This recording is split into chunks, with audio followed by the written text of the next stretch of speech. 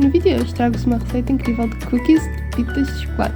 Estas bolachas deliciosas são bem fáceis de fazer e cheias de sabor. Como qualquer boa cookie, estas bolachas estão repletas de pepitas de chocolate e têm uma textura incrível. São de comer e chorar por mais. Esta receita foi inspirada pela do canal de YouTube Preppy Kitchen, pelo que deixo o link na descrição para a original. O primeiro passo é misturar os secos. No recipiente colocamos 270 gramas de farinha sem fermento, 3 quartos de colher de chá de bicarbonato de sódio e 3 quartos de colher de chá de sal.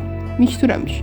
Entretanto, vamos bater 230 gramas de manteiga amolecida com 165 gramas de açúcar amarelo e 150 gramas de açúcar branco refinado. Queremos obter um creme bem fofinho.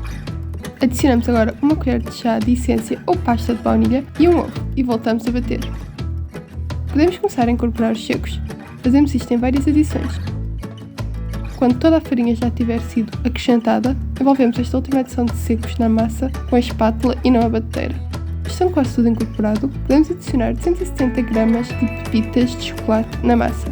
Pedaços de chocolate cortados também podem ser usados aqui, ou mesmo a mistura de pepitas e pedaços. Com a massa pronta, vamos avançar para a montagem. Fazemos bolinhas com 1 a 2 colheres de sopa de massa e colocamos num tabuleiro forrado a papel vegetal. Temos de ter atenção para que fiquem todas de tamanhos semelhantes.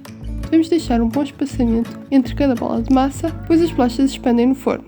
Com o tabuleiro completo, colocamos-lo no frigorífico por cerca de 30 minutos, de forma a que as bolachas mantenham melhor a sua forma quando cozinhadas e para que desenvolvam mais o seu sabor. Também as podem congelar e assim poderão fazer estas bolachas sempre que quiserem, sem terem de repetir o processo inteiro. No fim deste tempo no frio, levamos ao forno pré-aquecido a 175°C por 10 a 15 minutos. Podem até colocar pepitas extra por cima das bolas de massa e uma pitada de flor de sal, opcionalmente.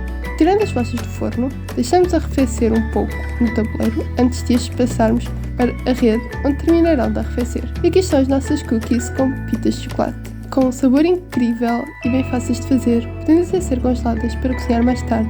O aroma destas bolachas deliciosas vai encher muitas vezes a casa de quem as experimentar. Espero que tenham gostado desta receita, comentem que mais devo fazer usando chocolate e subscrevam ao canal para mais vídeos como este. Até à próxima!